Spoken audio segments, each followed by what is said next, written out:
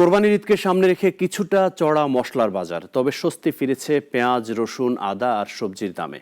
পর্যাপ্ত সরবরাহে স্থিতিশীল রয়েছে চাল, ডাল, মাছ ও মুরগির দামও। রাজধানীর বাজার ঘুরে দেখেছেন মুনিয়া জ্যোতি।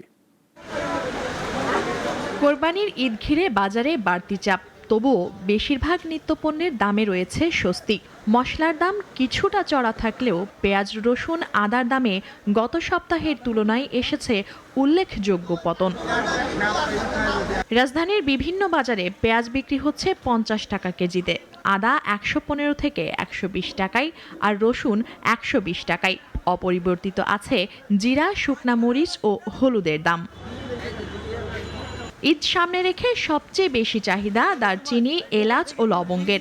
গত 2 সপ্তাহে এই পণ্যের দাম কিছুটা বাড়লেও তা সহনীয় পর্যায়ে আছে বলে দাবি বিক্রেতাদের। গত বছর তুলনায় এই বছর অনেক কম, কেজিতে আপনার 100 টাকা 150 টাকা কমছে। এই বর্তমানে বাজারে তো লসের অবস্থায় আছে, লাভের অবস্থা তো তেমন নেই, ব্যবসা নিজে তো তেমন ভালো না। আমদানিও বেশি হচ্ছে আটঘাটে, এই জন্য বাজার কমিয়ে যাচ্ছে, ব্যবসায়ীকে তো লস হচ্ছে। সবজির বাজারেও রয়েছে স্বস্তি, দাম কমেছে পেঁপে, বরবটি, করলা, শসা ও মিষ্টি কুমড়ার মতো পণ্যের। তবে ডিমের দাম সপ্তাহ ব্যবধানে কিছুটা বেড়েছে। মুরগির দাম রয়েছে স্থিতিশীল। আদা, রসুন গত বছর থেকে কম। গত বছরের থেকে বলতে পারেন যে প্রায় 30% কম আছে। গত বছরে একই রকম ছিল পেঁয়াজের দাম, হয়তো যখন অভাব পড়ে তখন পেঁয়াজের দাম বাড়ে, আর যখন সাপ্লাই থাকে তখন পেঁয়াজের দাম বাড়ে না। না, বাড়েও নাই কমেও নাই, এক সেম আছে। আদা কিনছি আমি 2 কেজি 200 টাকা, আর রসুন কিনবো, রসুন ওটা চাইছে 120 টাকা।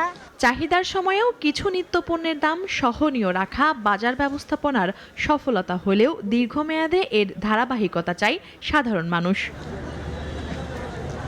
মুনিয়া জ্যোতি, নাগরিক, ঢাকা। ওয়ালটন আবারও মিলিনিয়ার অফারে ওয়ালটন ফ্রিজ কিনে আপনিও হয়ে যেতে পারেন মিলিয়নিয়ার।